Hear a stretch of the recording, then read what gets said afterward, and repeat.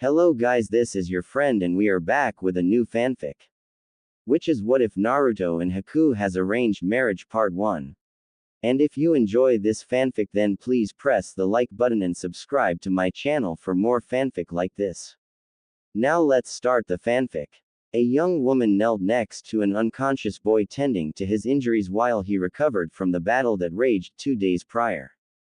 With utmost care she took the small towel from his head, and re-wetted before wringing the excess water out, and placing it on his forehead. Gently she ran her fingers over his whisker-like scars on his cheeks as she remembered how she had met the boy, as well as how she had found herself falling for him. His smile is like a ray of sunshine. It brings such a feeling of warmth that I can't help but feel safe with him. She smiled softly, remembering how her heart jumped when he smiled at her that day in the woods. The smile faded though as she remembered the battle on the bridge, and the look in his eyes when he thought she had killed his teammate. Tears filled her eyes as the image of his eyes filled with such pain and sorrow filled her vision, and she vowed to herself to never allow him to feel that way again even if it cost her life. So caught up in her thoughts about the boy that she was growing to love more each day she failed to notice her father figure standing in the doorway behind her.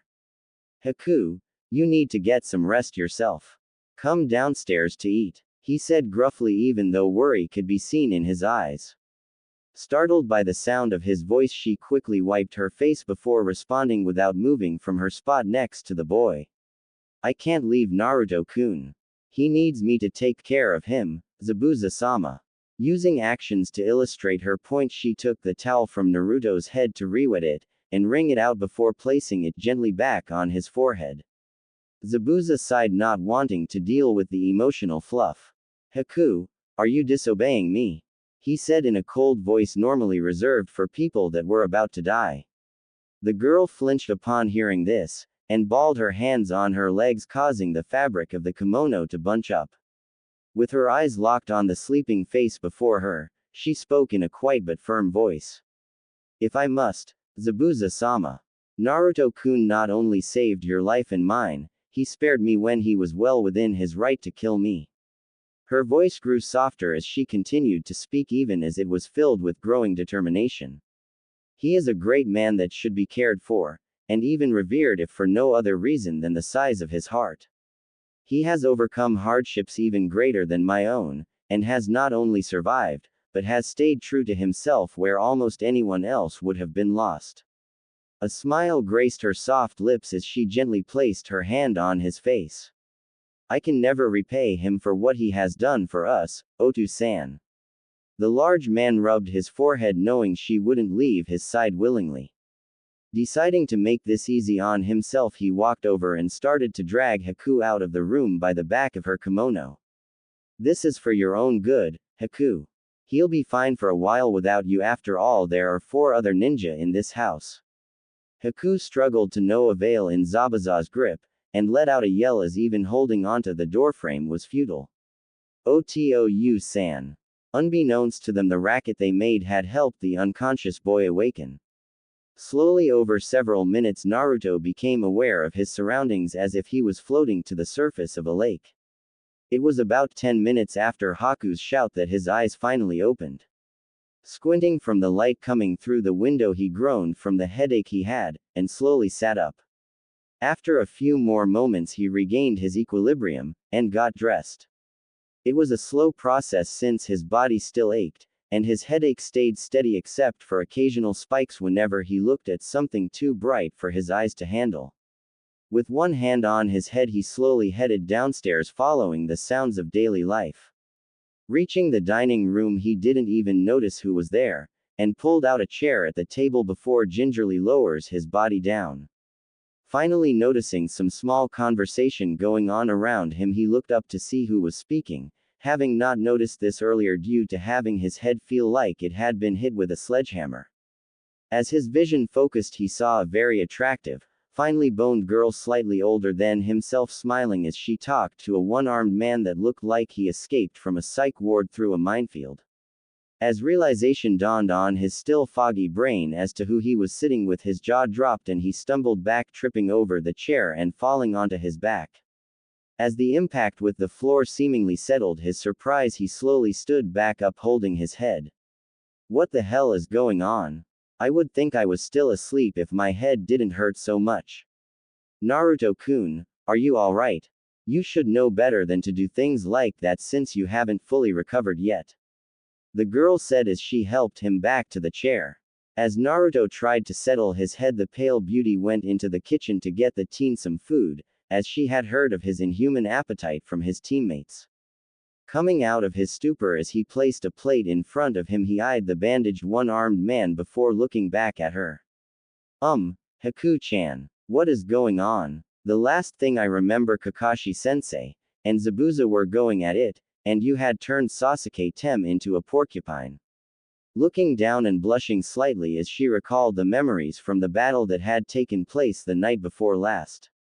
Looking up at Naruto, she met his sapphire blue slit eyes, causing her blush to deepen. She glanced at the man who had been her father figure for the last several years, ashamed at herself for the part she had played in the battle. Seeing the look his adopted daughter gave him, he sighed and pushed away his meal with his one remaining arm. I will tell him, Haku. Go ahead and finish your lunch. I'm sure Tsunami could use your help when you are through. Zabuza turned to regard the boy that had started to eat the food Haku had placed before him. Silently he studied the young man that had not only saved his and Haku's life, but had brought them closer as well. Taking note of his daughter's glances at Naruto, he was unsure of himself on this issue despite being infamous for slaughtering his entire graduating class and master of the silent kill technique. This of course irritated him no end and showed itself in the increasingly hard drumming of his fingers on the table. Focusing on Naruto as Haku left to find Tsunami, Zabuza saw the boy wearily watching him.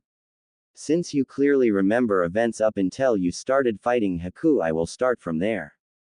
The large man absently rubbed the shoulder of his missing arm as he recalled the battle, and what the others have told him. When you saw Sasuke put into a near-death state by Haku, you, apparently thinking he was dead, went into an enraged state and charged Haku. Not wanting to fight you, she threw a bunch of Senbon at you, trying to incapacitate you the same way she did with your teammate. Somehow her aim was off and you got hit in the eyes. Haku was giving you first aid when the mist started to clear enough for you guys to see Kakashi has me pinned with his dog summons, and about to use some lightning technique to finish me off. Looking out the window, Haku and Tsunami could be seen hanging laundry as they talked. Shaking his head to clear the thoughts of his tool-turned daughter, he looked back to a seemingly confused Naruto poking himself in the eye. When Haku saw this, she rushed over, taking the blow herself to save me. Before Kakashi landed the hit though, you appeared, knocking Haku aside and deflecting the strike. You saved my daughter's life as well as my own, but it cost me my left arm. Zabuza pointed to his heavily bandaged left side, smirking at the pale look Naruto gave him, able to tell how stupid and suicidal what he had done was.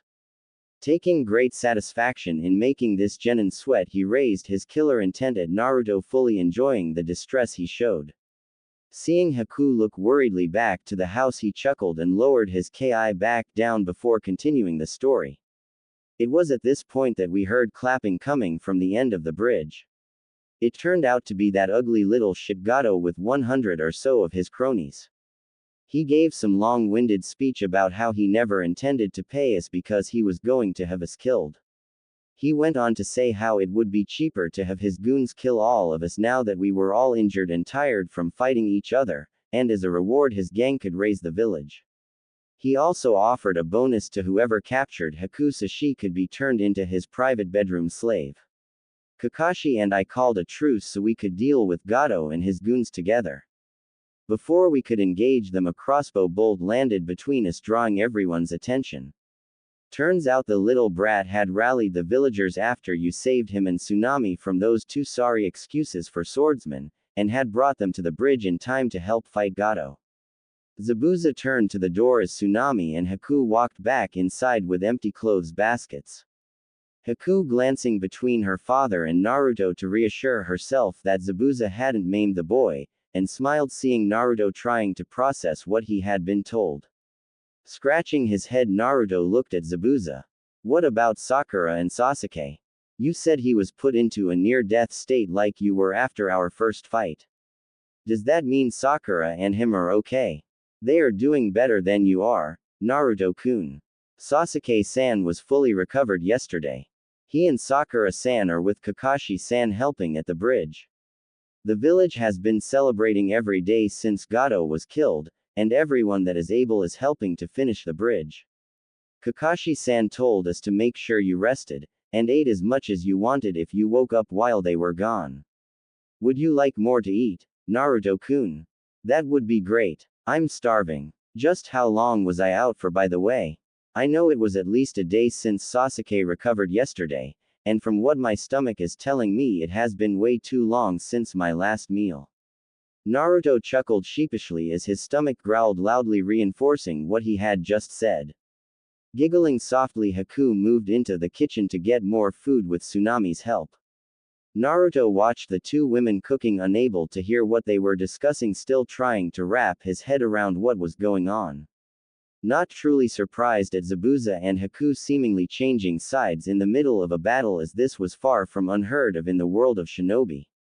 He was grinning in his goofy way, glad that his team was alright after such a rough event, especially since in retrospect they should have returned to the village for backup. Suddenly feeling a wave of ki, he turned to see Zabuza glaring at him. Haku is the daughter I never had, boy. Be very careful you don't do anything that would cause me to do something unpleasant to you. Zabuza stated as he sharpened his ki on Naruto, causing him to visibly sweat. Suddenly several ice Senbon embedded themselves into the table, breaking the tension. Zabuza-sama, there is no need to treat Naruto-kun like that. He still hasn't fully recovered from the battle. Haku stated, frowning at him as her and Tsunami placed several plates on the table. Seeing as she was irked at her father about his treatment of Naruto, it was no surprise she was protective of him, or that she embedded a Senbon in Zabuza's arm when he reached for one of the plates. This food is for Naruto-kun. Haku stated, firmly holding more Senbon at the ready. You have already recovered from the battle, and are capable of getting your own food, or at the very least asking. Naruto-kun is too strong, kind, caring, nice, loyal, and cute to be treating the way you have been, Oto-san. Not realizing every word she had said, she was caught completely off guard as she heard Tsunami speak. So you think Naruto-san is cute? Tsunami's smile grew as Haku looked rapidly at everyone there with a growing look of embarrassment. It's not really surprising considering how hard he fought, and saved your life. It must have been like a white knight rescuing a damsel in distress. Haku's embarrassment grew with every word until she saw Naruto scratching the back of his head, and spoke with a fox-like grin, "Hey. I'm cute." Those words were the last straw for her as she started backing to the door. I'll go inform Kakashi-san that you are awake. With that said, she quickly ran out the door, forgetting to even put her shoes on. With Kakashi, the elite Jonin appeared to be doing nothing more than reading a small orange book, but if anyone had been paying close enough attention they would have noticed that he had not turned a page in over an hour. Though no one could tell he was truly worried about one of his students. It was the second day after the Battle of the Bridge, and Naruto had yet to wake up. This worried the man known as Kakashi, the copy ninja, greatly, especially since he was one of the few that knew Naruto was the Jinchuriki of the nine-tailed fox Biju, known throughout the elemental nations as the Kyuubi no Yoko. Being honest with himself, he was terrified when he felt the demonic aura coming from Naruto as he tapped into the Kyuubi's chakra. He was definitely not looking forward to telling the Hokage about what had happened when they returned to Konoha. Looking at his other students with his one uncovered eye, he wondered what was going through their minds after the last week. Sasuke had been silent, but that was nothing out of the ordinary. Sakura had been frowning a lot, and looking worried ever since the battle. He had explained to them about Zabuza and Haku no longer being a threat since Gato was dead, but that had only lessened the pink-haired girl's worry by a small margin. It had been difficult to get them to help on the bridge until he had explained that helping to build the bridge was a form of training. It worked rather well since Kakashi needed the time to figure out what he was going to do when he gave the mission debriefing to the Hokage, and the so-called training kept Sakura and Sasuke occupied at the same time. Despite all the time he had been thinking about the situation, he was no closer to being able to put the whole series of events into a positive light than when he first started. So deep in thought was he that he did not notice a pale young woman body flicker to his position on the bridge until she addressed him. Kakashi-san. Naruto-kun is awake, and eating. It appears he doesn't remember anything after I incapacitated Sasuke, so Zabuza-sama filled him in. He didn't tell him everything just as you requested. Thank you, Haku. Would you mind taking over guard duty while I take Sasuke and Sakura back to the house? Not at all, Kakashi-san. With Gato gone there shouldn't be any issues. Kakashi put his book away and headed over to where Sasuke and Sakura were to tell them Naruto was awake. Sasuke's reaction was to grunt, and dust himself off. Sakura on the other hand sighed in relief and grinned, eager to see how her other teammate was doing. A short time later, Zabuza was sitting outside watching the waves as he relaxed more than he had in a very long time, contemplating the recent changes to his life, and where things would go from here. As a missing nin, his survivability had drastically declined with the loss of his left arm. Combine that with his realization of just how precious Haku was to him, he was more than reluctant to return to the life he had lived for the last 10 years.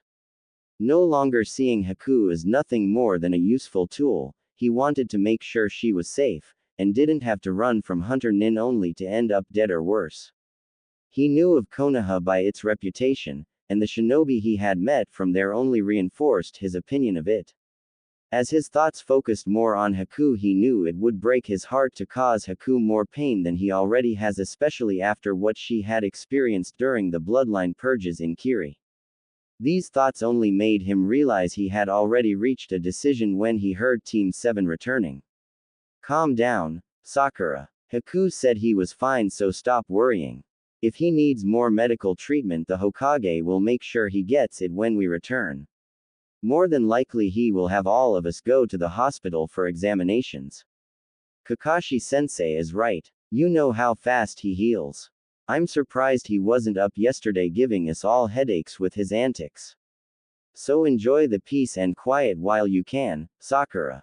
Seeing Zabuza leaning against the house, Kakashi sent the kids inside to talk with Naruto before heading over to speak with the man. I assume you have come to a decision, Zabuza. Yes, Kakashi, I have. I still have my doubts about it, but all things considered it is probably for the best. We will go with you to Konoha, but I won't spill the beans on any sensitive info about Kiri. I may be a missing nin, but I know doing that would only cause more problems for me and Haku. I wouldn't expect you to, Zabuza. Of course there will be a probationary period if the Hokage does allow you to stay in Konoha, and you will be watched by Anbu during that time. Yeah, whatever. Zabuza said as he waved his remaining hand as if to brush the subject away. You know that kid is a piece of work. He may act like a buffoon, but he has a good head on his shoulders as well as a big heart. He has a lot of potential to go far if he doesn't get killed like a lot in our line of work do. Sighing is how Zabuza was right, and that people in his own village wanted Naruto dead because of what was sealed within him. I agree, and it's a sad thing so many in Konoha don't like him. Mostly because of all the pranks he pulls, but it's just a cry for attention since he grew up an orphan. Really. No wonder Haku connected with him so well. They had similar childhoods. It makes me more supportive of their friendship since it seems highly unlikely he will cause her harm. That is something you won't have to worry about. Naruto is severely loyal to his friends, and will not hesitate to jump to their defense. I am confident he will help her integrate into the village sooner, and help her make friends her own age. You have to keep in mind though that he is known as Konoha's most surprising ninja. Hey, after all he caught 2 Jonin level ninja off guard enough to turn the tide of battle more than once. Replying with a chuckle, Zabuza smiled as he spoke. Who would have ever thought that a mere genin barely out of the academy would surprise a Jonin, let alone do anything to change a Jonin level fight? Judging by what I've seen of him fight, I certainly wouldn't want to fight him once he gets Jonin. The boy will grow up to be a monster on the battlefield. Tell me about it. When he graduated the academy, I gave the team a test to see if they would stay genin or go back to the academy. During the test, Naruto actually did so well he made me have to put away the book I was using as a handicap, and even think about revealing my Sharingan. Quote. Raising a non-existent eyebrow, Zabuza showed his surprise. That is no simple feat. For a genin to make some with a 35 million Ryo bounty on his head bring out the big guns is no laughing matter. Hey, I'm just glad the other Jonin didn't see that. They never would have let me live it down. They were surprised as it was when the meeting was had to notify the Hokage about who passed, since I have never passed a genin team before. Hearing people talking in the distance, the two high-level shinobi turned to see who was approaching. The bridge builder Tazuna could be seen talking with Haku as they casually walked toward the house. Glancing at each other for a moment in silent communication, Zabuza nodded before heading into the house. Pushing himself away from the house, Kakashi walked over towards the old man and the girl. It looks like everything went well. Were there any problems we should know about?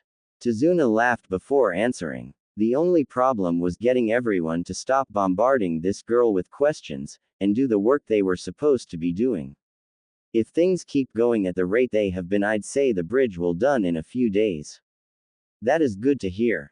Kakashi said before turning to Haku. Why don't you head inside? Tsunami should have dinner ready soon. You might also want to see how Naruto is doing. Sakura has a habit of trying to cause him brain damage. Thank you, Kakashi-san. I'm sure Tsunami-san could use some help with having to make cook for so many people. The young Kunoichi said as she hurried into the house. Slipping his hands into his pockets, Tazuna chuckled slightly. She will make a great wife someday. Kind, caring, good around the house. The only downside is Zabuza. He's not a bad guy once you get to know him, but Kami forbid any of her future suitors piss him off. Remembering some of the looks Haku had given Naruto as well, Kakashi's sweat dropped as he could easily see Zabuza chasing Naruto around town trying to dismember him with his sword. You're right. I hope whoever catches her eye is smart enough to realize it. Night found Naruto laying on the roof staring at the moon in thought. As the day went on, he noticed something odd happening to his eyes. His sight grew clear and sharper. His range of vision also increased. After hearing what happened during the last fight, he thought it had something to do with how his eyes were healing after they got injured. He knew by all rights he should be blind from the damage Haku did with her Senbon. He was glad that was not the case, but it still worried him with how they were healing. Lost in his thoughts, he never noticed his eyes slowly closing as sleep overwhelmed him. Opening his eyes, he found himself in what appeared to be a cavernous room with a cage on one end that stretched the entire width and height of the room. There was ankle-deep water covering the floor, and by the looks of the wall he was in a large sewer. Turning toward the cage, he heard a roaring of wind coming from within. Slowly walking forward, he heard movement from inside the cage, soon to be revealed as a red nine-tailed fox towering several hundred feet above him. The fox stared at the boy, who was too stunned to be afraid. So you finally show up, Kit. I knew it would only be a matter of time since you tapped into my chakra. The monstrous demon fox chuckled in a way that sent shivers down Naruto's spine. Grinning, Kyuubi lowered down until his eyes were only a good 30 feet from the floor. I imagine you have questions about your eyes. You have me to thank for that. With your eyes damaged, I decided to improve them as I focused on healing you. A blind container would be insulting to me after all. The strongest of the Biju chuckled in an alarmingly demonic fashion before continuing. Your eyes have turned out even more powerful than I had planned. Unfortunately, I sneezed during the process, so even I am unsure of the extent they have been altered. Naruto stood still, terrified of the creature before him, having heard stories about how the Kyuubi no Yoko would have left Konoha a smoldering ruin if it wasn't for the fourth defeating it. As a curious expression crossed his face, Naruto's fear strangely decreased to an almost negligible amount. Where are we? You healed me. Hell. Why would a demon like you be healing me if the first place? He suddenly held his hands on his head as if the thoughts were giving him a severe headache. Gah! What the hell is going on? One of Haku's Senbon must have gone into my brain or something. There is no way this can be real. Oh no, Kit. This is all quite real. Take a seat. This may take a while since you apparently know nothing of what has happened. While I was attacking your village, something I didn't want to do at first, the shinobi there tried to fight me off to no avail. Many fell before me until Minato Namikaze showed up. When I saw him I could not help but laugh as he appeared to be offering me his own newborn baby boy as a sacrifice. Oh, how wrong I was. I will not bore you with the details since you obviously won't understand them. When I neared him he caught me off guard by using the Shinigami to seal me within the infant. So here we are chatting in the depths of your mindscape. Although the greatest of the Biju chuckled at the completion of his statement, his tails could be seen moving in displeasure. The only upside to the current situation was that the boy was in such a state of confused denial it was almost comical. Suddenly the fur on the terror of the elemental nations bristled as he saw something behind the boy.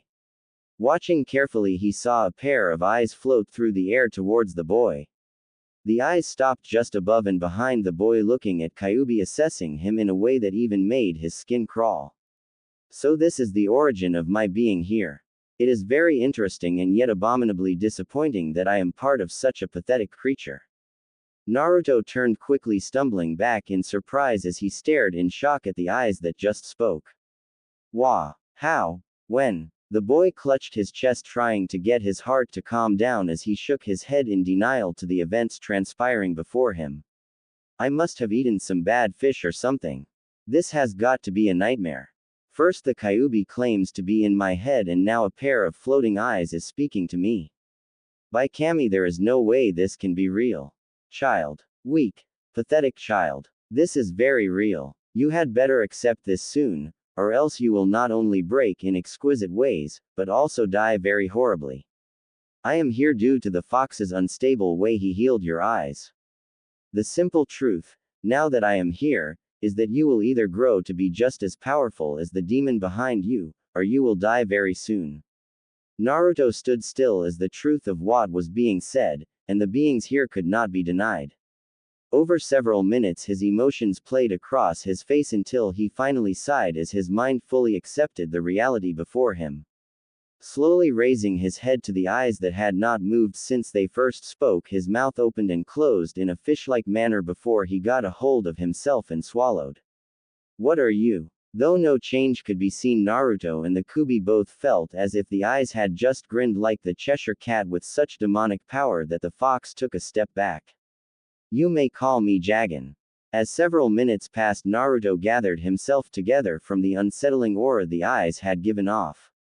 During this time the Kyuubi remained silent, watching and considering. Scratching his head in thought, he put the information together in his head before continuing the conversation. The Jaganai never moved or spoke, choosing to remain still in a way that in any other situation would be extremely unsettling. Naruto took a deep breath before looking up at the eyes before he decided to speak. I understand about the Kyuubi now, or at least a lot more than what I did before. You, on the other hand. Jagan. What does that mean? Is that your name or what you are? What did you mean when you said I'd die if I didn't get stronger? Your death is assured, for it is the law of nature. The strong survive while the weak perish. As you are now, you are nothing more than a sheep that knows its teeth can be used to do more than chew grass. As for your second question, the answer is one and the same. Jagan is that it is a dujitsu. Unlike other bloodlines that come about because of a demon merging with its host, this one would be termed artificial. I am a result of the fox's inept attempt to regenerate your eyes. Despite his ineptitude, he by accident has accomplished something that those who are far better have failed to do for millennia. Any offspring you may have will be born with the Jagan as what you would call a bloodline limit.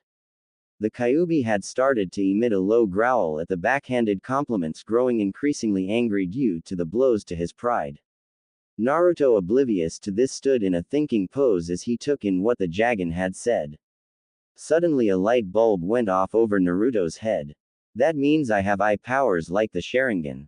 Oh man, that Tem is going to be so pissed. He said laughingly, holding his stomach. You dare compare me to such a pathetic thing as the Sharingan? All that does is allow weak creatures to stay weak by mimicking the strong to survive.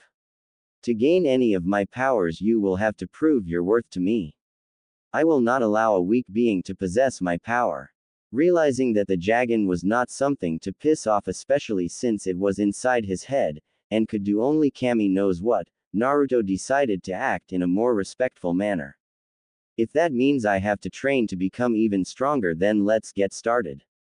The sooner I gain your power, the quicker I can get stronger, and become Hokage. Naruto said with his biggest grin and his fingers held in the V for victory pose. Those are strong words, boy. We will see if your conviction is a match for your mouth. Just remember one thing. Begging for death will not absolve you of training. Naruto swallowed hard at this, but then burst into a wide grin. No sweat. Not even Anbu can beat me. Wrong, boy. They couldn't. Now they can. As you are now, that banshee bitch could destroy you in a fight. You will only grow stronger through blood, sweat, and tears. Lots and lots of blood. Hey, leave Sakura out of this. She isn't that bad. As it hit him as to what else was said, his eyes turned angry and confused.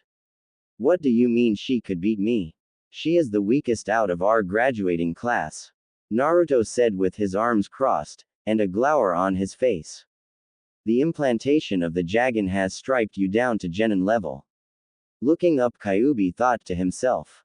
In hindsight, I should never have let Mizuki place those limiter seals on the kit. You allowed what? The mightiest of the Biju indeed.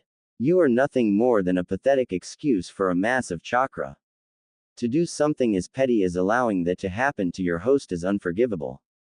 The eyes began floating towards the Kyuubi. As they grew nearer, the Jagan was surrounded by flames that appeared to be made of pure darkness. The flames continued to grow until they were around 5 feet tall, and the Jagan was within arm's reach of the bars. Since you are a part of this fiasco, you will help to rectify the situation. You can start by giving us the memories of when the limiter seals were placed. The Kyuubi, though slightly unnerved by the flames, grew angrier at being addressed by the Jagan in such a way. How dare you speak to me like that? I am the Kyuubi no Yoko, the greatest of the Biju. Show proper respect before I devour you. Proper respect? You claim to be the greatest of the Biju, but you are nothing but a pathetic overinflated chakra balloon. As the Kyuubi listened, his eyes narrowed dangerously. At being called a chakra balloon, his pride could not take any more and stuck out at the Jagan with his claws extended. As his claws met the fire, he let out a roar of pain, quickly withdrawing his paw back into the cage. Looking at his paw, the Kyuubi was shocked at the damage that had been done. One of his claws was gone, as was a lot of fur. Where the fur once was could be seen a mass of burns. Focusing his chakra to heal quickly, he was surprised to see a very slow progress when it should have been near instantaneous. Deciding to err on the side of caution until he knew more about the Jagan, he acquiesced for now. The memories are of no consequence, but they were not all you had in mind. What else is there? Having made his point, the Jagan floated back to his position about halfway between the cage and Naruto. Still trying to understand what was happening, Naruto was wisely remaining silent as he watched the confrontation, knowing it would be a bad idea to piss either one of these creatures off. Being as old as you are, I assume you know how to make chakra cuffs. Not the ones the shinobi use to hold prisoners, but the ones that increase a person's chakra control and reserves. I want you to give that knowledge to Naruto so he can make them and wear them as soon as possible.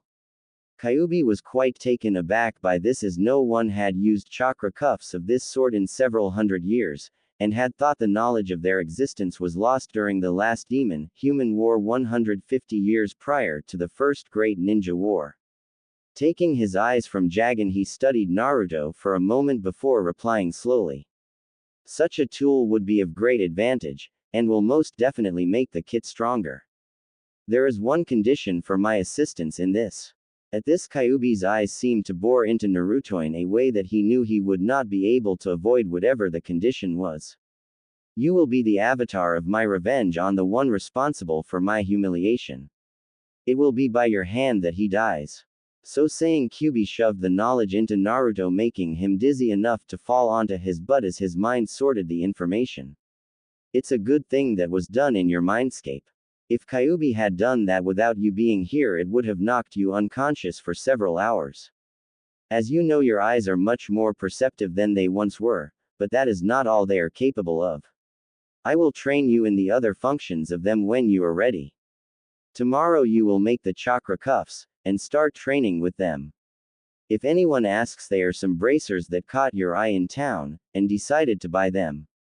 Your training will also involve shadow clones, as it will help with your control since their knowledge and experiences return to you when they are deactivated.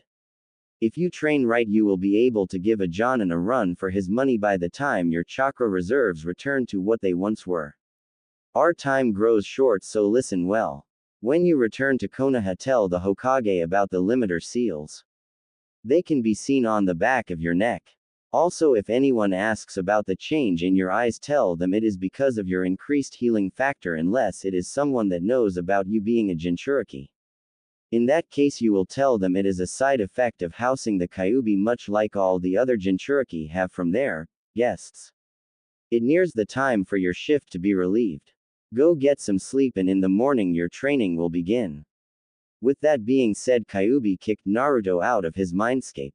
Opening his eyes, Naruto could see that over an hour had passed, and Sakura was approaching for the shift change. Getting up, he waved at her, letting her know everything had been quiet, and headed inside, eager to begin his new training. The Jagan stared at where Naruto had faded away from for a few minutes before turning to look at the Kyuubi, who at this point had turned to lay down for some sleep. Slowly the Jagan floated to the cage with small flames of pure darkness, the likes of which had not been seen since before creation, when all of existence was the void. After a brief time, a thin jet of the flame lashed out like a whip, all but flaying the chakra beast in the process. Who said we were done? You and I have much yet to discuss. The Jagan said in a voice that was eerily devoid of emotion, considering the actions that had just taken place. Your chakra will be used to correct the failures you have done out of blind pride. Your foolishly prideful habit of merely healing Naruto to his current state instead of improving him to be a worthy embodiment for us will no longer be allowed. You may be satisfied with such a pitiful host, but I am beyond such petty things. We will alter him so that he is more fitting for a being of my stature. We will start the enhancements of his physical condition now, as well as increasing the number of chakra pathways to his brain to increase his mental fortitude. The Kyuubi growled as he thought to himself, I have no choice to do as this impudent whelp says for now. He can get to me while I cannot get to him, but soon a time will come when that will change. The next morning found Naruto walking into the village to get the supplies he needed for the chakra cuffs, as well as a list of things Kakashi said they needed to resupply with. Although the village itself was almost unchanged, the people were much happier, and walked with none of the fear that could be seen just a few days earlier. Over the next hour he had walked into several stores trying to find what he needed with no success, and as the day wore on his progress slowed due to the villagers offering gifts and cheers to their hero. At first Naruto welcomed the attention, it quickly became an annoyance as his frustration grew. Finally walking into a blacksmith's shop to escape the crowds, he saw a few of the items he needed. Gathering the items that he found, he walked over to the clerk. Will that be all today, sir? Yeah, unless you know where I can find the rest of the things on this list. Naruto said as he showed the list. I don't have any of that here, but there is a shop a few streets over that has most if not all of what you need. The owner picked up a lot of things like that from when we raided Gato's hideout after his death. After receiving directions and paying the bill, Naruto headed to the shop, eager to get back so he could train. A week later, after having set up camp for the night, Naruto could be seen rummaging through his pack as Sakura and Haku were cooking dinner. Pulling out a scroll he had forgotten about, he suddenly grinned before approaching Haku with the scroll behind his back. Having noticed Naruto getting closer, Sakura got a tick mark on her forehead, knowing all too well about his appetite. It's not ready yet, Baka. So go sit down and wait like everyone else. Sakura said, waving a ladle at him. Smirking, Naruto moved toward the side of the table Haku was at as he replied without looking at Sakura. If I want to rent billboard space, I'll let you know, but I have better things to do right now. Sakura caught off guard, but such an Naruto comment is in shock for a moment, until the sounds of Sasuke, Kakashi, and Zabuza laughing reached her ears. Clenching her fist hard enough to make the ladle creak in protest as inner Sakura raged at Naruto. Giggling at the exchange, Haku glances up from preparing the meal. She sees Naruto walking towards her with a mischievous smirk, and his blue eyes twinkling in mirth, causing a slight blush to grace her cheeks. Feeling the heat on her face, she ducks her head, trying to focus on the food in front of her instead of the shrinking distance between her and her newfound crush. "Oh Haku-chan, I have a surprise for you," Naruto said in an innocently seductive tone of voice, causing Haku to go as rigid as a post. Haku's eyes flew wide open, and her blush returned, so powerfully that a certain Hyuga would be jealous, as she heard Naruto speak in a way that had been making her dreams especially enjoyable the last few days. The responses from the males of the group to hearing Naruto's way of addressing Haku, though varied, were along very similar paths. Kakashi raised an eyebrow before smiling with a giggle usually only heard when his face was buried in a certain orange book. Sasuke stared at Naruto for a moment before shaking his head and mumbling to himself, "Dobi." Zabuza's was the most pronounced, but understandable considering his realization of how Haku was like a daughter to him, and the overprotectiveness that went along with it. A scowl appeared on his face just as suddenly as his laughter shut off.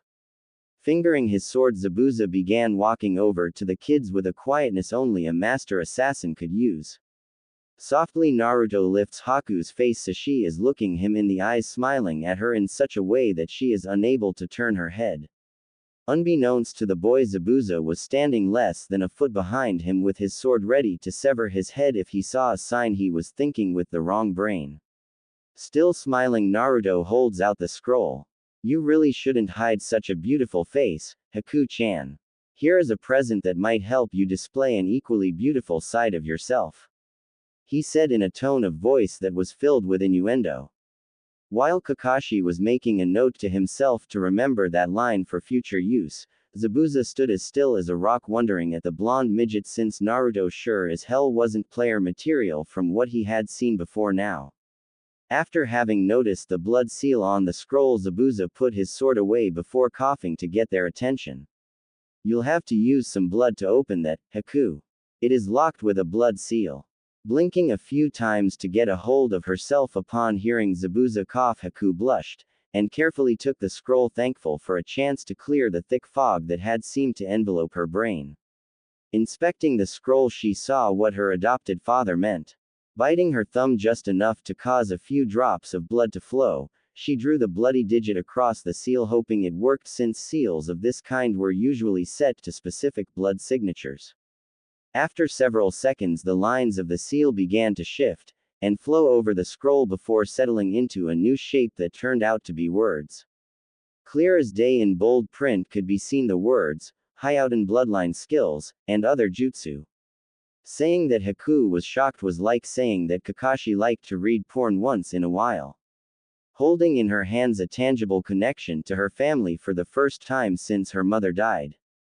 After a moment, her hands began to shake as her emotions began to overwhelm her. Wet spots appeared on the scroll as tears began flowing from her eyes before she suddenly tackles Naruto to the ground, kissing him full on the lips, shocking everyone there. Breaking the kiss, she hugs Naruto tightly, whispering, "Thank you. Thank you," over and over, feeling Naruto's arms wrap gently around her as her tears soaked his shoulder. Sasuke actually unfolded his arms and leaned forward in unabashed surprise at what had just happened. Kakashi merely smiled before pulling his headband back down, covering his Sharingan eye. Sakura was not just surprised, she was stunned. What she had just seen was so far out of what she thought was possible that she let the ladle slip to the ground unnoticed.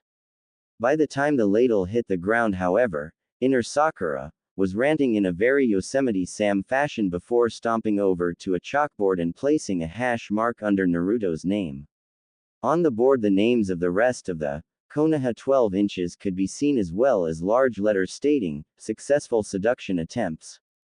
Sighing deeply at the blank space by her name, she turns to a near-identical chalkboard that says, "Failed seduction attempts." Aside from the title, the major difference between the two was that Naruto was the only one with success points, while Ino and Sakura had over 100 failed points each. Several long moments passed before Haku stopped crying, and stood up. With her head down, and her eyes on the scroll, she made a decision as Naruto brushed himself off. Pocketing the scroll, she wrapped her arms around Naruto's neck and kissed him deeply. After a long enough time to leave the boy short of breath, Haku smiled, looking into his eyes. "You have no idea how much this means to me, Naruto Koi," she said coyly before walking over to her tent with a sway in her hips that left Naruto unable to look away. After that eventful dinner, Naruto and Haku were seldom seen far apart, and spent much of the trip to Konoha talking with each other. Even with this being the case, they had not shared another kiss or even hugged each other. Instead, they spent the time learning more about the other, and grew even closer. This is why they were almost shoulder to shoulder when they entered Konoha, with Naruto signing in for her before the group headed to the Hokage Tower to inform Sarutobi Hiruzen, Sandaime Hokage of Konohagakure. Within 15 minutes they were ushered into his office for debriefing, with Kakashi in the lead. As the Jonin took position in front of the Hokage's desk, Sakura sat in one of the chairs, Sasuke leaned against the wall with his arms crossed, Naruto stood between the couch and the desk with Haku at his side, and Zabuza plopped down on the other chair.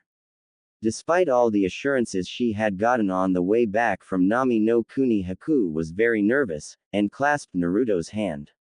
Feeling the grip, he turned to her with a half smile and a gentle squeeze of her hand. Haku let a small smile grace her lips as she looked into Naruto's eyes. As she gazed into his eyes, she couldn't help but become lost in their depths, in a way that could certainly be similar to how someone feels when their soul enters the afterlife peacefully, only to be brought back to reality with a sudden cough from the aging Hokage. Blushing enough that the Hyuga air would be tough to beat without fainting, she shyly hid behind Naruto, taking hold of his arm from behind, and causing Zabuza to snort in mirth. Naruto gently patted Haku's hand, reassuringly telling her not to worry, and that he'd protect her with such strength that Sarutobi couldn't help smiling at the interaction. Pushing the thoughts of his adopted grandson's love life aside for future contemplation, he coughed again before speaking. "From what I can tell, the mission debriefing will be full of surprises, so why don't you get started, Kakashi?" the old man said with authority. "Hi, Hokage-sama," the Cyclopean pervert said before going into an in-depth debriefing that lasted over an hour. When it was all said and done, Sasuke was dozing in the same position he was in when they entered. Sakura looked extremely bored, Zabuza was looking intently at the Hokage trying to discern his reaction, and Naruto was holding an obviously nervous Haku while whispering into her ear. Sarutobi leaned back in his chair, puffing on his pipe for several moments in thought with his fingers interlocked. "Your team did exceptionally well under the circumstances, and it is amazing they are even alive after what happened. I am upgrading your mission from mid-C rank to upper A rank with the appropriate pay increase, as well as a bonus from the bounty for the Demon Brothers. I am also giving your team a week's vacation from missions to relax and recover. Each of you have earned it and you should all be proud. Now on to other matters, Naruto, seeing as how you started the ball rolling, I want your opinion." Naruto nodded, and smiled at Haku before addressing Sarutobi. "Gigi, I trust Haku-chan, and Zabuza enough to tell them about the furball," he said with a look and tone as serious as getting your balls caught in razor wire. Sarutobi merely raised an eyebrow at the teen despite his enormous surprise at hearing this. Taking the time, he slowly weighed first Zabuza, and then Haku before bringing his eyes back to Kakashi, who gave an almost imperceptible nod. The Hokage took a long drag off his pipe before sighing deeply. "It's decided then," he said with a finality that could only be matched by the sound of dirt as it hits the top of a coffin as it's being buried. Zabuza, Haku, you have gained Naruto's trust, and that is something not even a handful of people have done. I trust his judgment, and as such I am laying my faith on him, and his trust in you. There are also certain guidelines that have to be followed as well. Zabuza, you will have to undergo questioning by our I&T department, which I trust you will oblige any of their questions. After your cooperation you will be put on probation for 3 months, and if mine and Naruto's trust is shown to be well placed you will be instated as a shinobi of Konoha with the rank of Jonin. Before continuing he took note of the smile Haku gave Zabuza, and the way she hugged Naruto. Haku, since you are being sponsored by, and are under the protection of Naruto, you will be given an apartment near his while you are under probation for the same 3 months as Zabuza.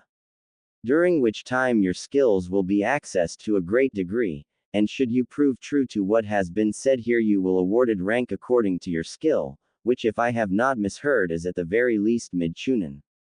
At this point Sarutobi set his pipe on the desk and leaned forward, his entire demeanor now one of deadly seriousness with some key added.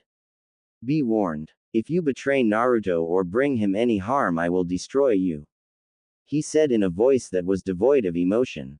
Haku's eyes widened in fear, and nearly wet herself as she shook like a leaf in a hurricane. Her breathing increased to near hyperventilating levels as she felt the ki being focused on her, and nearly had a heart attack as she felt the power a cage could bring to bear. Feeling arms wrap around her she jerked her head in fright to see who it was, only to relax seeing the blonde smile at her as he tightened his arms around her. Without even thinking about it she gave Naruto a peck on the cheek before bowing deeply to the man known as Shinobi no Kami. You have nothing to worry about, Hokage-sama. I will never betray or harm Naruto-kun. If I ever do you can be assured that I will die by my own hand. Haku said solemnly from her near genuflecting position. Sarutobi nodded to himself satisfied with her answer, and opened up a drawer bring out the needed documents. Once they were filled out he put the ones Haku and Zabuza had done in the to be processed pile, and handed Kakashi the pay receipts to make sure Team 7 was paid correctly. Once that was done he relaxed back into his chair puffing on his pipe. Now that that is taken care of all that remains is for you to be shown where you will be living. Kakashi, I want you to accompany Naruto and Haku back to the complex, and speak with the landlady about her new apartment next to Naruto's. If she has any questions send her to me, and I will deal with them. For now, Zabuza, you will have to be taken to Anbu headquarters for the questioning. Once that is done I will make arrangements for your own place to live. You are dismissed. With everyone filing out of the room, and Zabuza being escorted by an Anbu, Sarutobi turned back to the bane of his existence, paperwork. Haku and Naruto followed Kakashi to the apartment complex talking with each other as the Jonin remained silent except for the occasional perverted giggle as he read his orange book. As they walked Naruto would point out some of the landmarks along their way telling her about each one. Despite her joy at walking hand in hand with the one who had stolen her heart her mood grew darker the longer they walked. The reason for this is that she was noticing the looks that Naruto was receiving from the villagers. At first she had dismissed it until she had overheard some of the comments that were made about the demon brat. Having not only experienced his power firsthand, but also told about his burden she knew who they were talking about, and it was really starting to piss her off. How can they say that about Naruto-kun? He is more of an angel than a demon. She thought, blushing even with the scowl that had managed to show on her porcelain visage. It's okay, Haku-chan, just ignore them. Naruto said softly as he brought her hand to his lips kissing the back of it softly. Haku smiled coyly at the open display of affection before a look of concern appeared. Are you sure, Naruto-kun? Yes I am sure, Yukiana-hime. True they make things rough for me at times, but they won't do anything since I am a ninja, and they don't want to face Gigi's wrath. He said with a foxy grin. Haku found an intense heat form on her cheeks at his pet name, and interlaced her fingers with his trying to hide the fact her inner pervert had reared its head at his grin.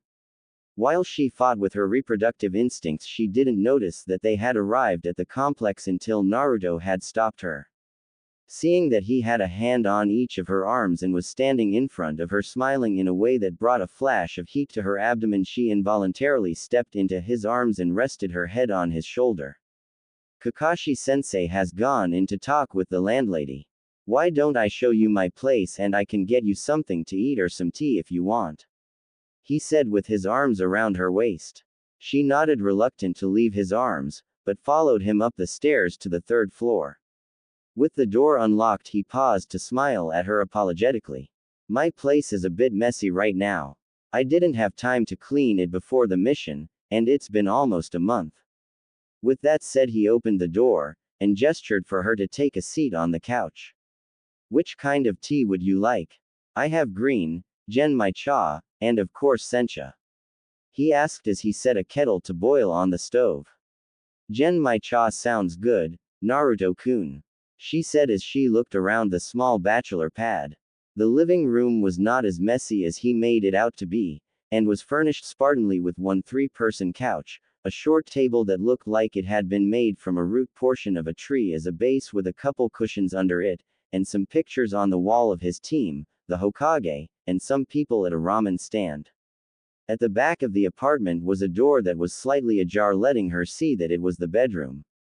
Between the kitchen and the bedroom was another door that she assumed was the bathroom. After a few minutes, she heard the sounds of tea being poured. Shortly, Naruto returned holding 2 cups of tea, and handed her one before sitting down on the couch next to her. They sat in companionable silence for a while, each sipping their tea, until there was a knock on the door.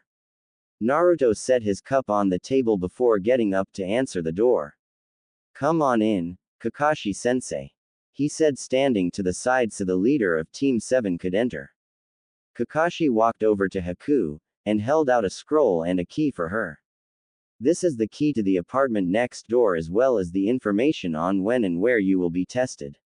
Since we have a week off, I expect Naruto to help you assimilate to life here, and answer any questions you might have. Also, you will not be allowed to use your skills except in self-defense until your status here has been finalized. As such, Naruto will act as your bodyguard until you have been officially instated as a ninja of Konoha. While he spoke, Naruto had retaken his seat next to Haku, and resumed sipping his tea. When Kakashi had finished, Naruto took Haku's hand in his. Don't worry, nothing will happen to her on my watch. The Jonin, having noticed Naruto's change in behavior ever since the bridge battle, had not missed how the two interacted, and wondered if the change was because of her or something more sinister. Unsure how to broach the subject, he resolved to talk with the Hokage about it and just watch for now. Anyo, what about Otu-san? Haku said hesitantly as she pulled Naruto's hand into her lap, and placing her other hand over his. Zabuza, if he cooperates with Anbu, he should be released in a few days. After that, it depends on what Hokage-sama decides to do. Just be patient, and I'm sure you'll see him soon. In the meantime, just relax, and get to know your way around here. Don't forget to be at the appointed places on time for your testing. Naruto, we will resume team functions at the usual place and time in 7 days. With that said, he walked back to the door, but stopped halfway through before speaking over his shoulder. By the way, try not to make Haku too sore to do the tests properly, and don't do anything I wouldn't do. He said with an eye smile before disappearing in a swirl of leaves. Haku, who had started to sip her tea once again, began choking at his parting words, with her face red enough to cause a certain Hyuga girl to ask for pointers. Naruto simply laughed, being used to much worse from the 2 demonic entities that resided within him. After handing Haku a towel, he grinned slyly, deciding to tease her a bit. Since you have an interest in medical jutsu, soreness shouldn't be an issue. Haku froze for a second, slowly turning her head to look at Naruto. After a few seconds, a thoughtful look overtook her face, as if she was scanning through a list of remedies, causing Naruto to fall off the couch in laughter. That night, Naruto found himself back in front of the Kyuubi's cage with the Jagan hovering to his right. Please don't tell me this is about more training. He grumbled, not wanting to go through another Hell weak, like he did in Wave. No, this is not about training, but something just as important if not more so. You have been brought here to learn about your parents. The Jagan said slowly, circling Naruto. My parents? You mean you know who they were? Yada. He yelled, and jumped in the air. Yes, we know whose genetics you share. Between Kyuubi's knowledge from his previous hosts and our study of your body as we began fixing some flaws, we have figured out who they are. Naruto had not been this enthused since he had first tasted ramen from Ichiraku's after he had been kicked out of the orphanage, and danced around the dank room until he was brought to a stop by Kyuubi.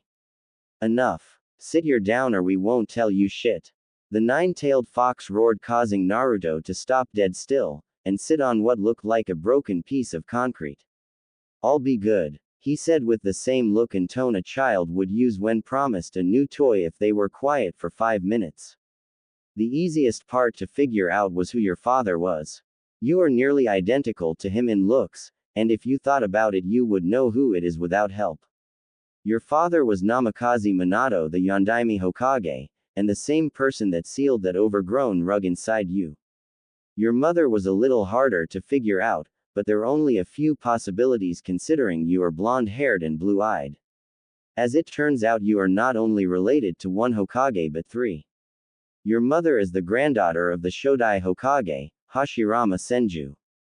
By looking through your memories we were able to find out her name as well as a few other things that were mentioned in your time spent at the academy. Your mother is Tsunade Senju of the Densetsu no Sannin.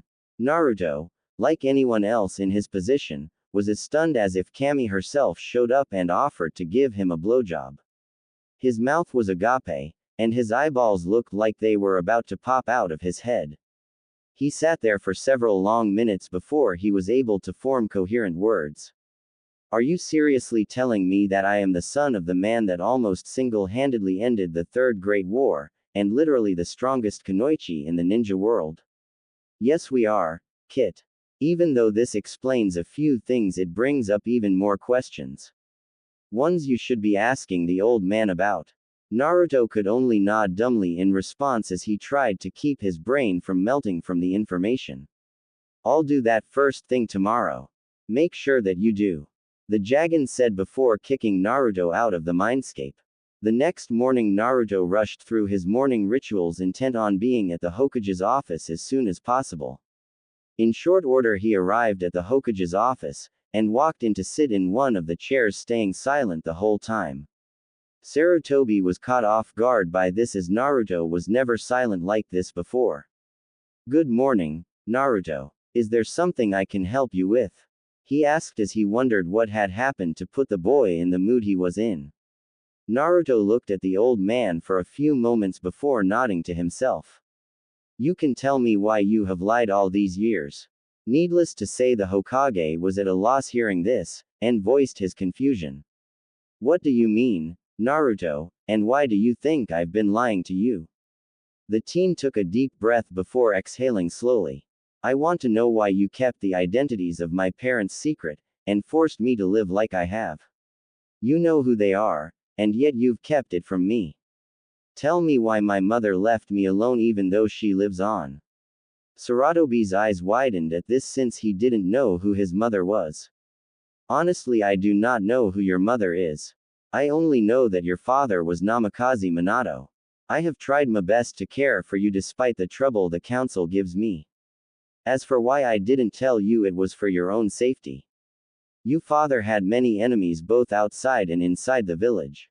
If it was known your life would be in danger every day, and Iwa or Kumo may have even declared war on us just to kill you. Giving Naruto time to process this information, he took his time filling and lighting his pipe. After puffing a few times he voiced the question that had been screaming in his mind. Do you really know who your mother is, Naruto? Naruto nodded, both in acceptance of what he had been told as well as in answer to the question. Yes, I do. How I found out I won't tell you, but it can be verified with a simple blood test. He closed his eyes for a moment before continuing. You know my mother quite well. Gigi. She was your student after all. Senju Tsunade Konoha no Namakuji Hime, and member of the Densetsu no Sannin. Sarutobi was dumbfounded at this, and only his long years of experience prevented him from gaping like a fish. After several minutes he shook himself, and gave of a small burst of chakra, causing one of his Anbu guards to appear. I want you to go to the hospital, and tell Dr. Fukuzawa I want him in my office immediately. When the Anbu had left, the old man turned to Naruto. The man I sent him after is my personal physician. What you have told me needs to be verified before we can do anything about it.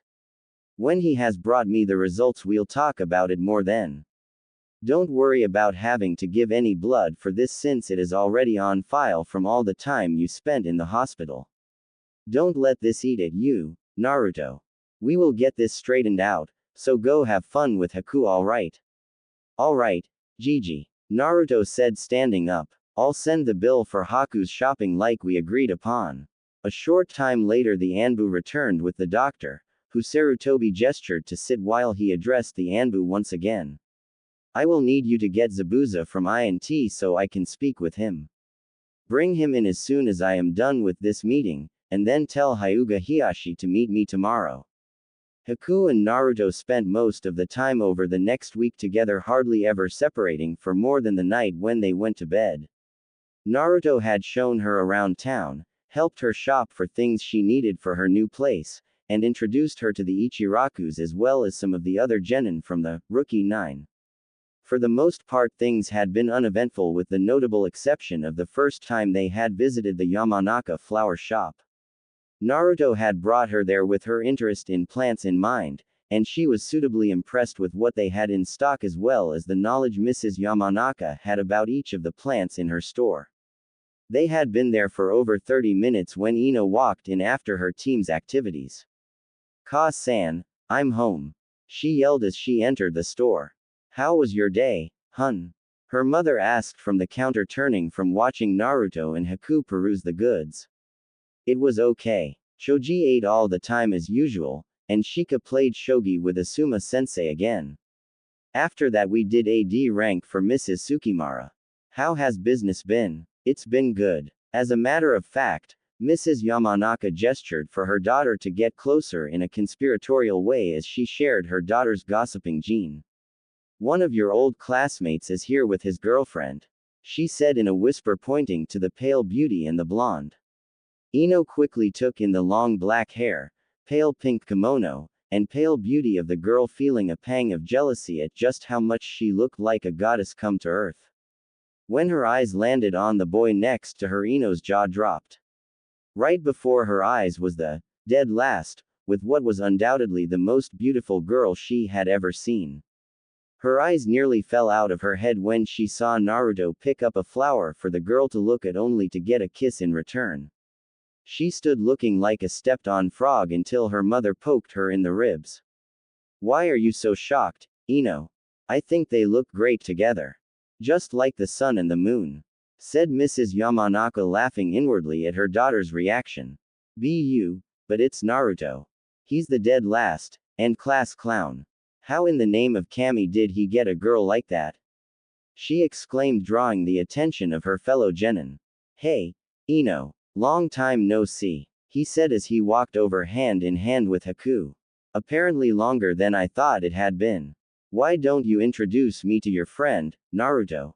She said, looking them over with her gossip eye. Ah, Gomen. Allow me to introduce you. Yamanaka Ino, I'd like you to meet Yuki Haku.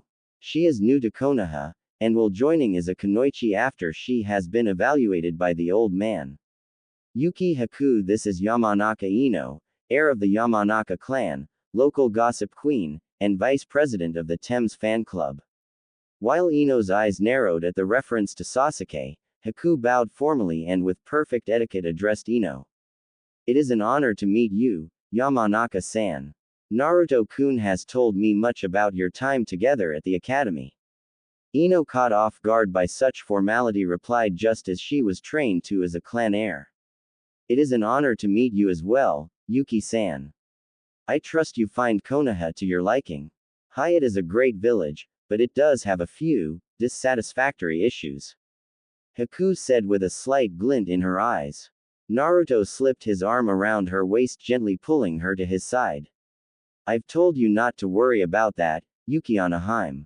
Ino raised her eyebrows at this, especially when Haku rested her head on his shoulder and gave a soft sigh.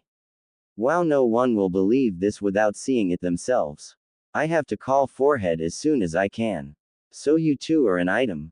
How did you meet? She asked, entering full gossip queen mode. Naruto and Haku shared a glance before he spoke. I had fallen asleep from training in a clearing when Haku-chan showed up to gather herbs for a sick relative. We talked as I helped her, and hit it off. He said, slightly shrugging his unoccupied shoulder. Really now? So what attracted you to the knucklehead? Ino said to Haku, her interest clearly showing. Haku smiled at Naruto, who scratched the back of his head in embarrassment. He has a heart of gold, will do anything for his precious people, is strong, and not to mention he has ungodly stamina. She said, thinking about the fight on the bridge. Ino, however, mistook what she said for something else entirely, and widened her eyes in shock. What a sec, ungodly stamina, does that mean? She thought to herself, blushing furiously, and thought of a way to change the subject. Did I hear right that you are going to be a ninja here? Hi. Hokage-sama said that my skills need to be evaluated so that he can place me at the proper rank, since I was never officially part of a hidden village, and was trained by my Otou-san. Haku raised her head and looked at Naruto. That reminds me, we still need to go shopping for the gear I need. It's okay, I know just the place we can go. It's the best place to get equipment from, and they never overcharge either. He said with a smile. I hope you don't mind, but I also made reservations for dinner tonight at one of the better Akimichi restaurants. Of course I don't mind, Naruto-kun. I actually prefer we do it tonight, since I have to meet Hokage-sama the day after tomorrow for the testing. Then why don't we finish shopping then head home so we can get ready? The reservations are for 1800 hours, and we should both dress semi-formal at the least. Naruto said, checking the time via a clock on the wall behind the counter. With the conversation over, they bid Ino farewell, and headed out the door. Ino stared after them for a few minutes before running up to her room, and grabbing the phone. After a few rings, Sakura picked up on the other end. Moshi Moshi Haruno residence. The pink-haired girl said. Hey, Forehead, you are not going to believe what just happened at my family's shop. She said in a voice thick with juicy gossip yet to be told. What happened? Sakura asked, not missing the tone one bit. Naruto was just in here with a gorgeous girl that he seems to be dating. What? Naruto has a girlfriend? No way. Oh yeah, and if what this Haku girl said is true, they are already sleeping together. Nani? Naruto is sleeping with Haku. I don't believe it, Sakura said in a now very irate voice. Ino caught the anger in the pinket's voice and smirked. What's wrong? Billboard brow, are you jealous? What? Hell no. Haku was one of the ninja we fought on our last mission. Look, why don't you come over and I'll tell you all about, Ino pig. Okay, I'll be right over after I shower. Give me about half an hour. Alright, I'll see you then. Bye, Sakura said before hanging up the phone. The next morning, after Ino had gone back home, Sakura made her way over to Naruto's apartment. Seeing as it was mid-morning, she thought he would be at home and knocked on the door. Getting no response, she knocked harder, and repeated the cycle for almost 10 minutes, and grew more pissed each time she knocked on the door. Naruto, open the door. I know you. In there, you baka. The pink-haired banshee screamed. Just as she was about to kick the door in, the one next door opened up to reveal Naruto standing there in a pair of sweatpants, barefoot, and with no shirt on. Geez, Sakura, what's your problem? Sakura looked back and forth a few times from the door he was at to the one she was in front of with a look of confusion on her face. Isn't this your place? She asked, pointing to the now dented door. Yeah, that's my apartment. What of it? He asked, rubbing the sleep from his eyes. Just as she was about to ask why he was in that apartment instead of his, a pair of pale slim arms wrapped around his waist. Who is it? Naruto-kun. A very feminine voice said as a head covered in long black hair came to rest on his shoulder, and the person was wearing a short sleeve robe that stopped just above the knee. It's Sakura, and I don't know why she's yelling and trying to break my door in. He said before kissing the upturned cheek of the girl behind him. So why are you here, Sakura? We still have 2 more days, till we have to report in. Sakura shook her head at the scene before her, unable to believe it. You really are sleeping together? She said, totally dumbfounded. Haku raised her head to look at Sakura, still half asleep. Is that why you woke us up, Sakura-san? She asked, merely getting a nod in response. Yes, we have slept together. Now if that is all I need to get more sleep, seeing as we were still awake at dawn. Come on, Naruto-kun, let's go back to bed. She said before heading back inside with a slight limp as her foot was asleep. Sakura's eyes opened wider and wider as Haku spoke, totally stunned, and could only manage to lift her hand in reply to a quick wave from Naruto before he shut the door again. She stood there for a good 15 minutes before her brain rebooted, and she blinked rapidly as she assimilated the event that had just occurred. I wonder if Hinata knows about this. She said to herself as she walked down the stairs, still trying to come to terms with Naruto not only having a girlfriend, but one that was certainly the most beautiful girl in their age range, and possibly even the village. Sakura was walking through town still in a daze when she ran into Zabuza and Kakashi, and was stopped from doing it literally when the one-eyed pervert put a hand on her shoulder. Are you alright, Sakura? He asked with obvious concern. She stared up at him for a minute before she came back to reality. I'm sorry, what did you say, Kakashi-sensei? Kakashi glanced at Zabuza before leaning down closer to the girl's level. I asked if you're okay. You were walking around in your own little world. Oh, I'm fine, I just got one hell of a surprise is all. She said, trying to put her brain back in order. Why don't you tell me about it? Maybe I can help. Kakashi said kindly. I don't know what help you can give besides some things you picked up from constantly reading your pervert Bible. She said, not really paying attention to the conversation. Her sensei's one visible eye widened hearing this, and dropped down to look her in the eye. What are you talking about, Sakura? I went to talk to Naruto this morning, and found out he has been sleeping with Haku. She said, not even realizing Zabuza was only a few feet from her. What? The one-armed man roared, emitting an intense blast of ki. Sakura started to back away, covering her mouth as what she had said and in front of who it was said hit her. Shit, she said, hoping that the demon of the mist didn't go on another killing spree. The little shit is dead. Zabuza growled out as he began stomping toward Naruto's apartment, leaving 3-inch deep imprints every time he took a step, only to come to a dead stop after 20 feet. When did the old man say the pervert was going to get here? Sometime in the next couple weeks. Why? The Jonin asked, not looking up from his book. Zabuza got a very evil grin on his face as he turned around.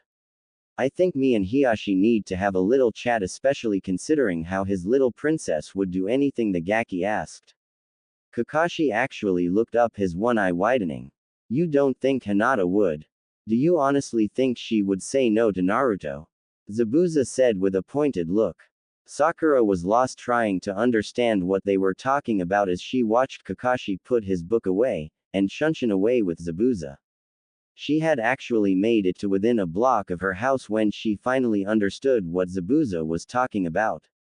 Naruto! She yelled loud enough to cause an echo off of the Hokage monument. Hinata looked over the note that had been delivered by one of the branch family members last night, and wondered once again why Sakura wanted to meet her privately, as she walked onto training ground number 7. When she reached the clearing, she saw the pink-haired girl standing by the 3 training posts. Oh, Ohio, Sakura-san. How are you this morning? The white-eyed girl asked in her usual stutter when Naruto isn't around. Ohio, Hinata. Sakura replied, hesitant to tell Hinata about Haku and Naruto. You might want to sit down. I have something to tell you that you probably won't like. Hinata looked at the other girl with a worried look before slowly sitting down with her back against one of the training posts. What is it? Has something happened to Naruto-kun? Sakura nodded slowly and sat down in front of one of the other training posts. Naruto is fine, but yes, it does involve him. She breathed deeply for a moment, not really wanting to tell the timid girl about what she had heard and seen. I really don't know how to say this, but I feel that you should know. I am sorry, Hinata, but you should know this since you feel the way you do about Naruto. Hinata's worry had grown with each word, and now was in tears fearing what Sakura had to tell her. Her hands were clasped so tightly that blood had started to flow from where her fingernails were piercing the skin. Hinata, I hate to say this, but you should give up on Naruto. The pink-haired girl said quietly as she looked away from the lavender-eyed girl. Hinata stared at the girl, dreading that her worst fear from the academy was true, but had to ask nonetheless. Why? What aren't you telling me, Sakura-san? She asked with a shaky voice filled with all of her so far repressed emotions. Sakura sighed heavily before she slowly answered. Naruto, he is involved with a girl from our last mission. The way the pink kid had spoken left no room for doubt, but Hinata just couldn't believe that her Naruto-kun would just pick up some girl like that. Naruto-kun isn't like that. There is no way I will believe that he is involved with some hussy. Hinata's voice had started out quiet, but it grew stronger with each word until she was all but shouting, and caused Sakura to stare at her like she had just grown 3 more heads. I saw them myself, Hinata. She said after getting over her surprise. When I went to talk with him the other day, he was at her apartment, and they had just gotten out of bed. He was only wearing sweatpants, and she was in a short nightgown. She also walked with a slight limp. Sakura's expression and intonation conveyed the significance of the last bit of information. Hinata stared at the other girl with her Byakugan activating and deactivating unconsciously for several minutes, causing Sakura to get increasingly worried. If she had known what was going on inside the Hyuga girl's head, she probably would have ran to Inoichi for help. Inside Hinata's head, some of her fantasies of her and Naruto in a similar wardrobe to what Sakura had described were being torn asunder with the invasion of what she imagined this unknown girl to look like. Very soon her imagination began to alter, her imaginings twisting to match her inner turmoil. At first they were about Naruto finding love with another, but then quickly went downhill to him being the victim of some manipulative, abusive, uncaring whore that used her beloved Naruto as nothing more than a slave. It didn't help that she had nightmares like this before, with the only difference being that the girl had pink hair. When news of this day and spread, some would say that the Hyuga heir had a mental breakdown, while others would say that she had just come out of her shell. After all, it's always the quiet ones, isn't it? Hinata slowly stood up with her Byakugan fully active, and faced the direction of Naruto's apartment. I will not allow some Jezebel to hurt my Naruto-kun. The previously timid girl growled out with a voice full of steel and the promise of blood soon to be spilled. I will protect him no matter what. Sakura's worry quickly turned to fear at hearing this, and had to wonder if telling her really was the right thing. As she watched Hinata storm off with a determination never seen before, she prayed to Kami-sama that nothing bad would happen from this. While Sakura was telling Hinata the life-altering news, the subject of their discussion was training in the woods behind the Hokage monument. With over 200 shadow clones broke up into 5 groups doing chakra control exercises, the man himself was taking a short break from his own training as determined by the Jagan. I wonder how Haku-chan's test is going. I know Gigi will be there, so I know whatever Jonin he picked won't do anything, but, Naruto sighed, looking up at the sky, lost in his thoughts about his recently discovered bloodlines, and how they will affect Haku's opinion of him as well as that of the villagers. Many of the villagers openly hated, while others simply disliked him for his past pranks, and yet more acted as if he didn't even exist. Thanks to the Sandame's law and the mind's ability to disbelieve reality for something more logical and mentally acceptable, only a very few actually tried to hurt him. This by no means meant he had an easy life, but far from it actually. He was refused service at many stores, sold things at inflated prices at the few he could go into, and more often than not received subpar goods. Over the years his life had gotten a little better as people's hate slowly faded, but it was still far from where any normal orphan turned ninja was. As he pushed himself up to resume his training, he resolved to talk with Sarutobi about this in hopes his grandfather figure could help him. Meanwhile, Haku was at the designated training ground for her skill test talking with the Hokage as they waited for the Jonin to appear. So, Haku, what do you think of Konoha so far? The old man asked as he puffed on his pipe. It is not what I expected, Hokage-sama.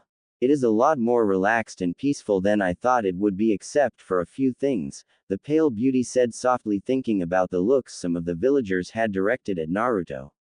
Sarutobi took a moment to examine her, curious about her last statement. I hope no one caused you any trouble. I would like to know if anyone has, and I promise that it will be dealt with. Haku for her part didn't show any outward sign, but internally she was debating telling the Hokage that his village had so much hate for one so honorable as the boy she had fallen for so quickly. Finally she made up her mind, and told him about what she had seen. While most of the people were either indifferent or at least semi-friendly, there were a surprising number of people that showed such a level of hate that goes beyond that of being the victim of a prank, since I know none of Naruto-kun's pranks ever hurt anyone. He doesn't deserve their hate or the treatment he receives at most of the shops either. Hokage-sama, why is he treated like that still, and why is it still allowed? She inquired seriously, looking at Sarutobi.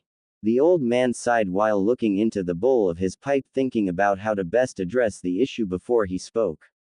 As you probably already know, Naruto's parents died when the Kyuubi attacked. Sadly, the villagers you speak of are taking out their grief, hatred, anger, and loss out of Naruto because of the sealing of the fox his father did. You cannot tell anyone, as it is an S-class secret. I hope you understand my position on this, Haku. He said sadly, wishing there was someone who he could trust to succeed him so he could rest his old bones. I understand, Hokage-sama. She said, bowing deeply in respect, even though her voice made it plain that she disliked it more than just a little. It was at this time the Jonin that was supposed to be testing her stood up in a swirl of leaves caused by the well-known Shunshin technique. It was a slightly tall man with a senbon in his mouth, wearing the standard Jonin attire worn by many of the Jonin that were normally within the village. Ah, Genma, glad to see you. You can begin whenever you are ready. The oldest one there said with authority as he leaned back against a tree to watch the skill match. Haku bowed to Genma, slipping senbon into her hands as she did so. Shall we begin? Hinata was growing increasingly agitated, looking for Naruto. She had first gone to his apartment, but found that he wasn't home. Over the next several hours she scoured the town looking for him, hitting all his normal haunts. Ichiraku's, the academy, the Hokage Tower, and training ground 7 before she went over every inch of the market district. She was so thorough in her search that she had to rest a few times from keeping her Byakugan active, and not once did she see the telltale sign of red chakra that signaled Naruto's presence. Now it was nearing sundown, and decided to try one last place before trying his apartment again. If she still couldn't find him, then she decided to confront the Hokage himself. She made her way through the woods, following the trail up the back of the Hokage monument, not knowing that for once Naruto had used the stairs down the front of the monument when he realized the sun had started to set. Around 15 minutes after he left, Hinata appeared atop the monument, only finding traces that he had been there recently. With her jaw set, she hurried her way to Naruto's apartment.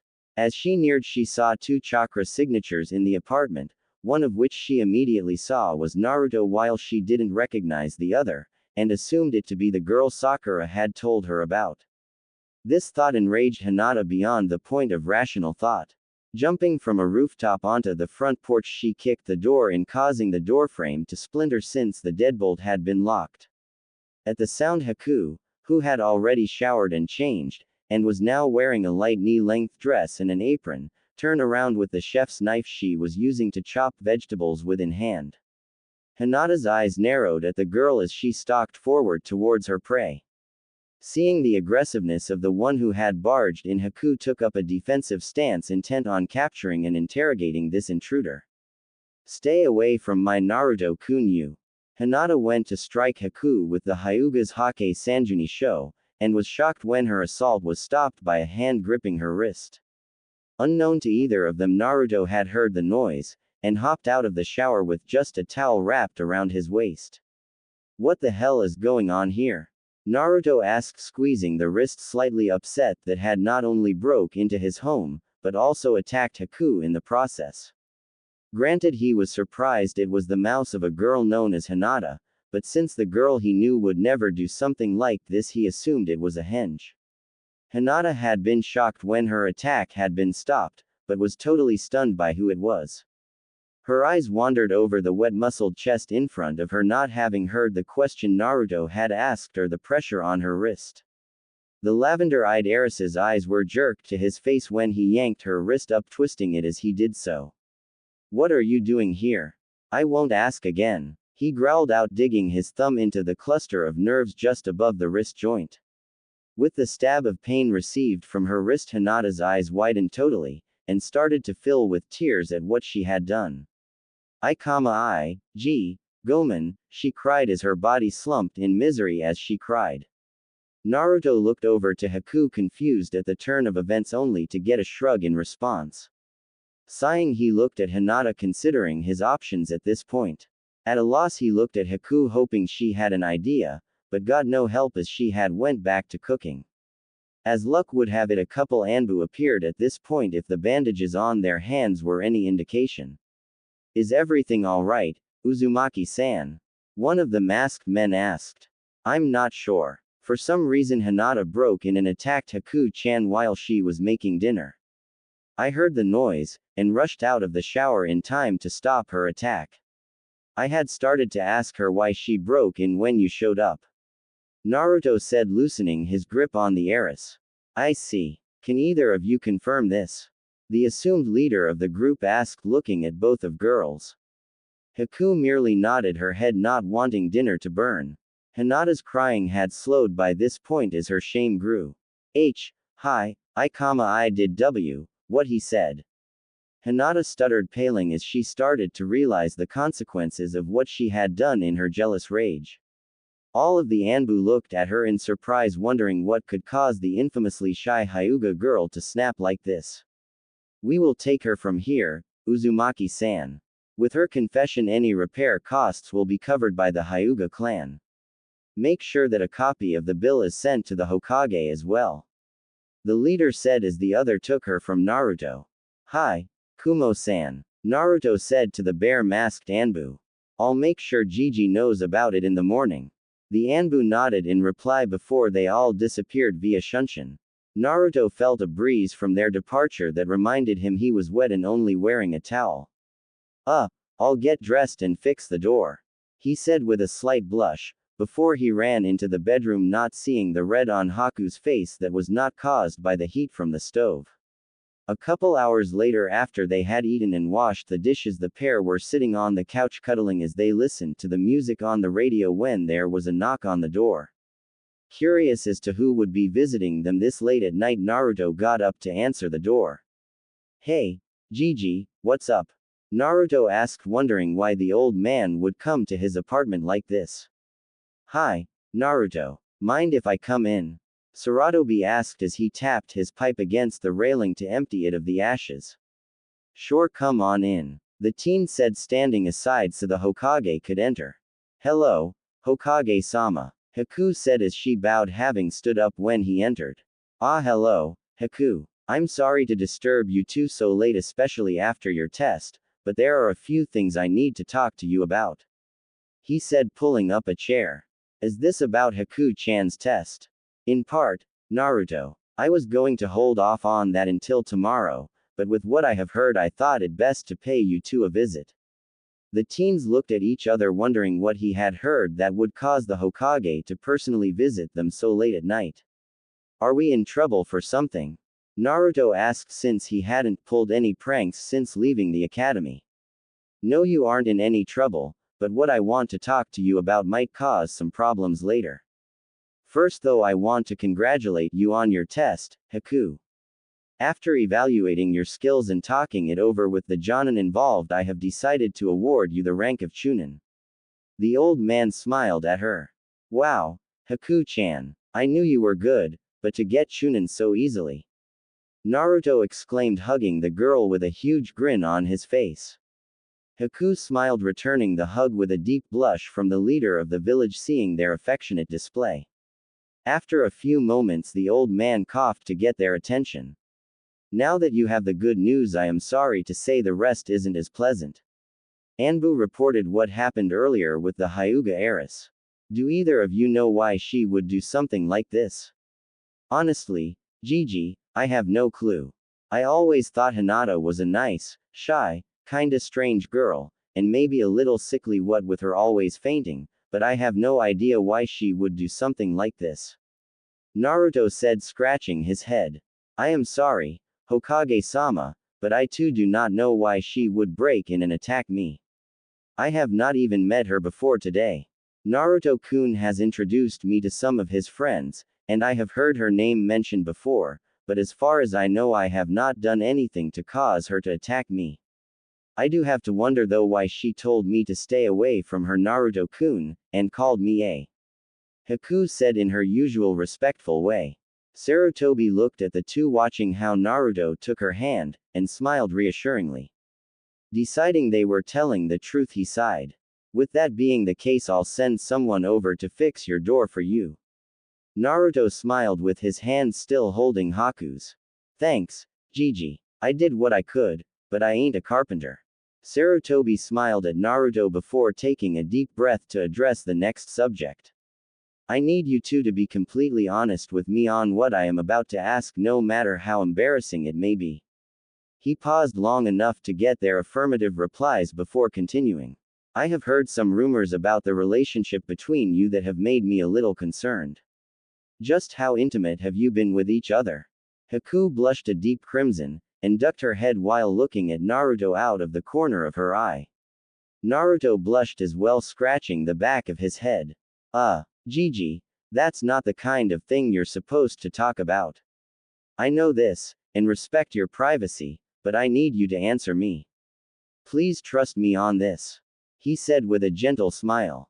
Naruto looked at Haku questioningly, wondering how he would answer the old man since he was clueless on the subject, except for what he had learned from Haku. Haku sighed, blushing slightly as she squeezed his hand and nodded. Hokage-sama, before I answer, might I ask why you need to know such private information? She asked formally. There are several reasons actually, the least of which is that Naruto is like my own grandson to me. Because of his unique position in this village as well as the fact he is the last heir of his clan, the politics surrounding him are very delicate. If you are referring to the fact that he is the host of the Kyuubi no Yoko, and the Senju heir, I already know about it. I also have no issue with Kyuubi as I am not from this village, and can tell the difference between a kunai and a storage scroll. Her voice turning as cold and harsh as the yokai she resembled. I see. The old man sighed, looking at Naruto sharply. It seems that Naruto trusts you more than just about everyone in the village, but that is one of the reasons I need to ask this. Haku's gaze softened and she nodded, accepting what he said. I understand your concern, Hokage-sama, but this is the only time this discussion will happen. Haku said with finality. Naruto and I have not made love yet. We have talked about it and have decided to wait until we are both ready. We have also discussed our future together, and I can assure you that I will carry his children in my womb when we choose to become parents. Sarutobi saw Naruto smile when she brought his hand over her stomach, and kissed her on the cheek, brimming with happiness at her words. He sighed, knowing Naruto wanted a family more than anything, and truly hoped Haku would not betray him, not matter how reassuring she had been. I really need to talk to Zabuza and Hiyashi about his engagement to Hinata, and secret marriage to Haku. We can't let this go any further than it already has. He thought to himself, exhaling deeply. I see. Then I guess there is only